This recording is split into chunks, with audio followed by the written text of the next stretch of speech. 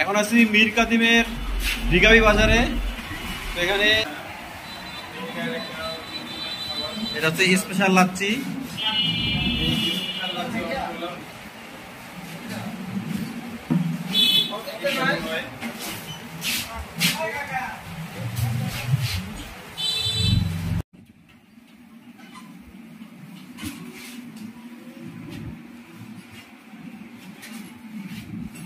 ঐতিহ্যবাহী স্পেশাল লাচ্ছি। এখানে দাম নির্ধারণ করে দিছে বড় গ্লাস 50, মাঝারি গ্লাস 40। আর এটা পাওয়া যায় রিকাবি বাজার, রিকাবি পৌরসভা, মুন্সিগঞ্জ।